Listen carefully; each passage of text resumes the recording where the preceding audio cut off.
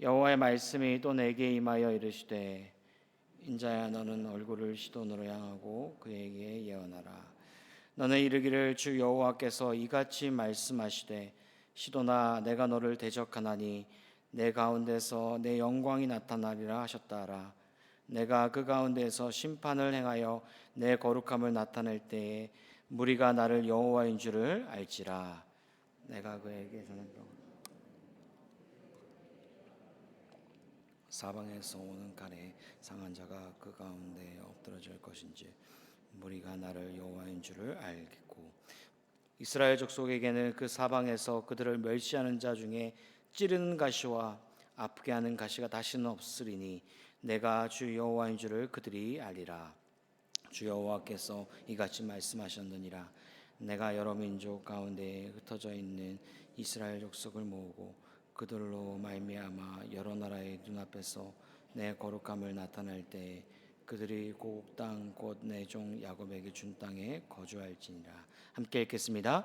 그들이 그 가운데 평안히 살면서 집을 건축하며 포도원을 만들고 그들의 사방에서 멸시하던 모든 자를 내가 심판할 때 그들이 평안히 살며 내가 그 하나님 여호와인 줄을 그들이 알리라.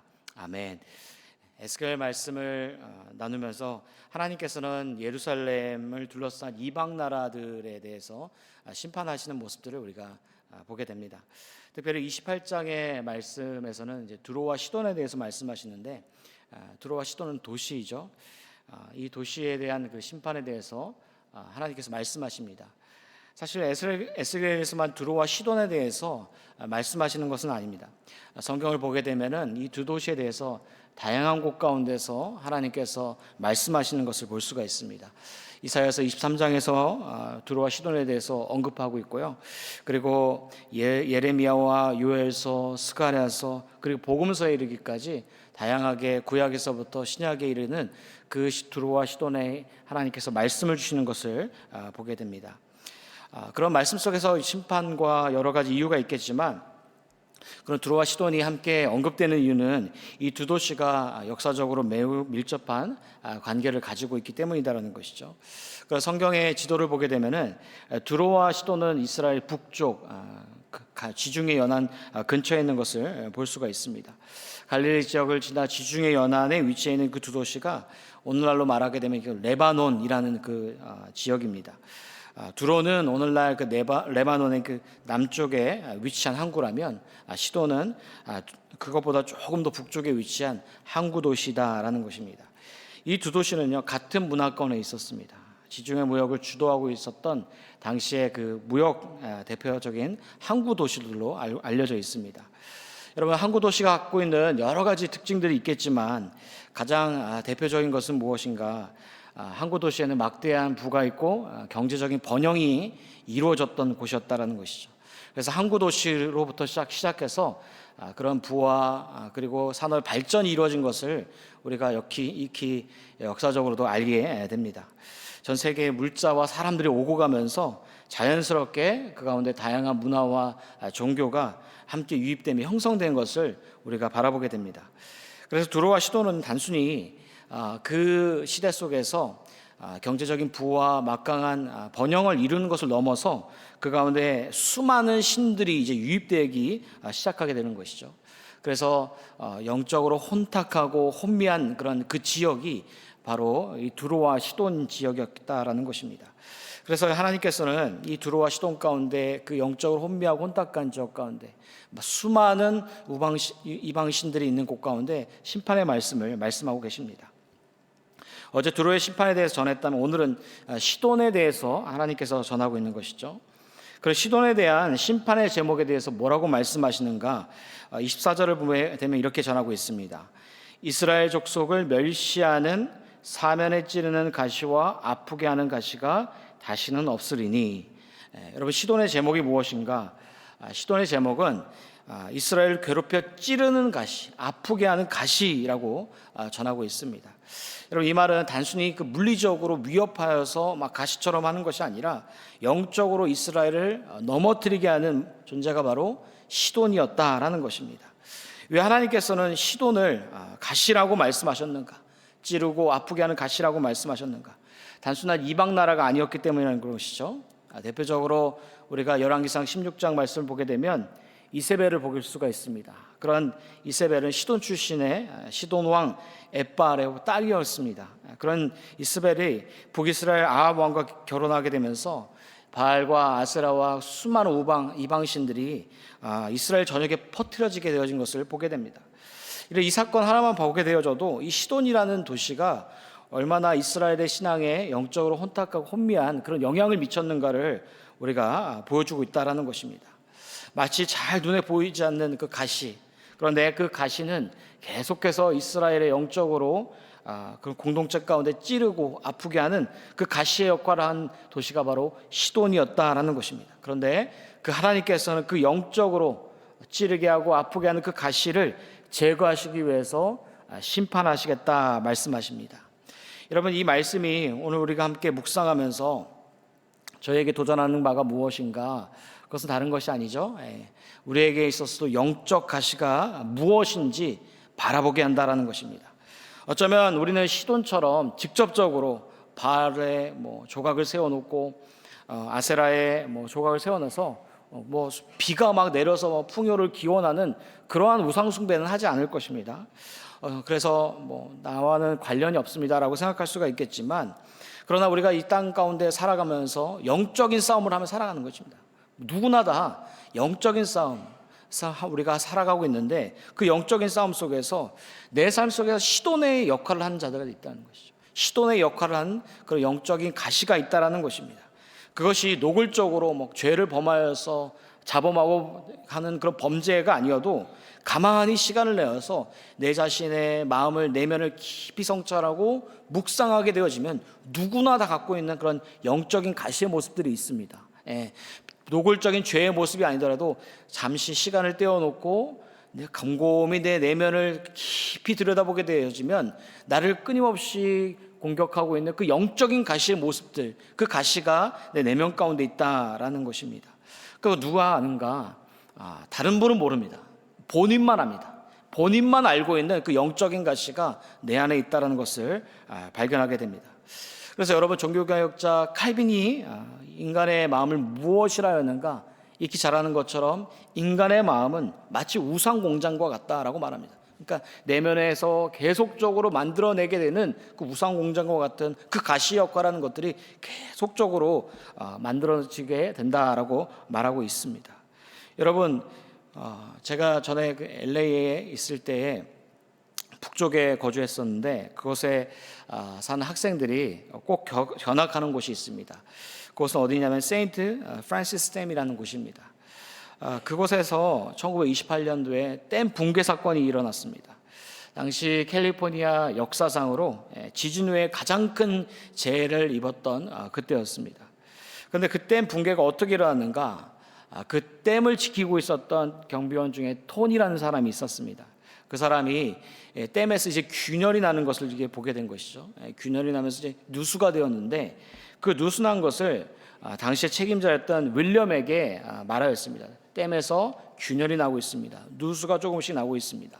그런데 그 윌리엄이 뭐라고 말하였는가? 괜찮다. 그 정도는 정상적인 균열이다. 괜찮으니 대수롭게 여기지 않아도 되고 너무 까다롭게 굴지 말하면서 경비원 토니를 이렇게 보냈습니다. 근데 여러분, 그 이후에 어떻게 냈을까? 얼마 지나지 않아서 그 댐이 붕괴되어서 그 밑에 살고 있었던 430여 명이 당시에 그 한 번에 익사하게 되어지는 대참사가 일어나게 되어진 그 사건이 있었습니다. 그 사람은 어떤 삶을 살았을까? 평생을 죄책감 가운데 살아가는 그런 모습이 역사적인 그 기록 가운데 있습니다. 여러분, 영적 가시도 마찬가지입니다. 내가 알고 있는, 나만 알고 있는, 본인만 알고 있는 그런 영적인 가시가 계속해서 도전하고 찌르고 아프게 하는데, 그것을 가만히 놔두게 되어지면 어떻습니까? 몸 전체가, 삶 전체가, 가정 전체가 망가지게 되어지는 것을 볼 수가 있다는 것이죠. 우리의 손에 그 가시가 박히게 되어지면 단순히 잘 보이지 않아서 그곳만 아픈 것 같지만, 계속해서 그 가시를 남겨두게 되어지면 몸 전체에 영향을 받는 것처럼, 오늘도 내가 알고 있는, 나만이 알고 있는 그 영적인 가시가 도전하여 나오고 있는데, 그 도전에 나오고 있는 그 영적인 가시를 하나님께서는 오늘 말씀을 통하여서 깨닫게 하시고 그것을 내어놓고 제거하길 원하신다는 것이죠. 혹여나 여러분 삶 가운데 여러분 삶에 영적인 가시가 있습니까? 그것이 비단 어떠한 집착이고 성공이고 죄고 그런 걸 넘어서 그 영적인 가시가 있다면 그것을 하나님께 내어놓을 수 있길 바랍니다. 하나님께 내어놓음으로 말미암아 하나님 그 영적 가시가 제거되어지고 하나님께서 주시는 그 새 은혜가 오늘도 충만할 수 있도록 도와주시옵소서. 그래서 오늘 하루를 살아갈 수 있는 그 힘이 담대함이 있을 수 있게 도와주셔서 이렇게 구하게 되어지는 오늘 이 기도의 시간이 되어지기를 간절히 소원합니다. 또 하나, 하나님은요 시돈의 심판을 통하여서 무엇을 드러내고 계시는가? 22절을 보면 이렇게 말씀하였습니다. 너는 이르기를 주 여호와께서 이같이 말씀하시되 시돈아 내가 너를 대적하나니 내 가운데에서 내 영광이 나타나리라 하셨다 하라. 내가 그 가운데에서 심판을 행하여 내 거룩함을 나타낼 때에 무리가 나를 여호와인 줄을 알지라. 하나님께서요 시돈을 심판을 통해서 무엇을 드러내고자 하시는가? 여러분 그건 다른 것이 아닙니다. 무엇을 드러내고자 하시는 것이냐면 바로 하나님의 하나님 되심, 하나님의 거룩하심을 드러내시길 원하신다는 것이죠. 그런 시돈 이방 나라 단순히 심판하는 것이 아니라 그 속에서 하나님의 거룩하심과 하나님의 하나님 되심을 드러내고자 하신다라는 것입니다. 때때로 우리는요 심판이라는 단어를 들을 때 갖게 되어지는 인간이 본능적으로 갖게 되어지는 그러한 마음은 무엇이냐면 하나님의 분노나 어떻게 하나님이 이렇게 무자비하실 수가 있는가 라고만 생각할 수가 있습니다. 실제로 신앙이 없고 하나님을 잘 알지 못하는 사람들은 하나님의 심판만 들어도 하나님은 무자비한 하나님이야, 어떻게 교회를 다닐 수가 있어? 그런 하나님을 믿을 수가 있어? 라고 그렇게 생각할 때가 참 많습니다. 그러나 우리가 그리스도인으로서 믿음을 가진 자로서 그 심판의 목적이 무엇인가 라고 볼 때 하나님은 단순히 한 인생을 무자비하게 다루시는 그런 하나님이 아니라는 것이죠. 폭력을 행하시는 그 하나님이 아니라는 것입니다. 창조주가 되신 하나님께서 그 죄악 가운데 들추시고 그 속에서 무엇을 드러내고자 하시는가? 그 하나님께서 하나님의 하나님 되신 그 하나님의 거룩하심을 드러내고자 한다라는 것입니다. 그래서 심판은 하나님이 누구이신지 드러내게 되어지는 하나님의 계시의 방식이다라는 것입니다. 그래서 하나님께서는 뭐라고 말씀하셨는가? 무리가 나를 여호와인 줄을 알리라 라고 말씀하시는 것을 보게 됩니다. 그런 하나님께서는 그 심판을 통해서 하나님의 하나님 되심을 전하고 있다라는 것입니다. 여러분 마찬가지입니다. 하나님은 무자비하시게 심판하신 하나님이 아니십니다. 그런 삶의 모든 어려움이 다 죄에 대해서 그러한 심판 가운데 있는 것은 아닙니다. 죄 가운데에서 심판을 받을 때도 있지만 그러나 우리가 이 시대 땅 가운데 살아갈 때에 죄 가운데 심판을 받지 않을 때도 있습니다. 때때로 질병의 어려움 가운데, 관계 어려움 가운데 그런 여러 가지의 아픔의 어려움을 겪을 때가 있습니다. 이것은 인간적인 삶을 살아갈 때 필연적으로 겪을 수밖에 없는 고통입니다. 왜냐하면 죄로 깨어진 세상 속에 살아갈 수밖에 없기 때문에 건강과 관계와 그런 깨어진 세상 속에서 겪을 수밖에 없는 그런 필연적인 고통이 있지만, 그러나 삶에서 우리가 삶을 살아갈 때 이 고통 말고 대부분 겪게 되어지는 것은 무엇이냐면 죄로 말미암아 겪게 되어지는 고통이 많다라는 것입니다. 그런데 그 죄로 말미암아 갖게 되어졌을 때 고통 속에서 우리가 분명히 기억해야 될 것은 그 고통 속에서 하나님은 나에게 무엇을 드러내고자 하시는가? 그 고통 속에서 하나님은 오늘도 나를 어떠한 사람으로 빚어가길 원하시는가? 라고 우리가 묵상하며 그것을 우리가 함께 기도하며 나아갈 때 그 사람은, 그 성도는 전혀 다른 삶을 이후에 살아가게 될 것입니다. 그 삶을 혹여나 우리의 삶에 죄로 말미암아 그 속에서 갖고 있는 고통이 있다면 하나님은 이 고통을 통하여서 나에게 무엇을 드러내고자 하시는가, 어떠한 삶으로 빚어가길 원하시는가, 그것이 동시에 묵상이 되어서 어제와는 다른 오늘의 나와 그리고 내일의 기대가 되어서 하나님께서 사용하시는 전혀 다른 그런 인생의 모습으로 나아갈 수 있는 은혜가 있기를 주님의 이름으로 간절히 축복합니다. 기도하시겠습니다.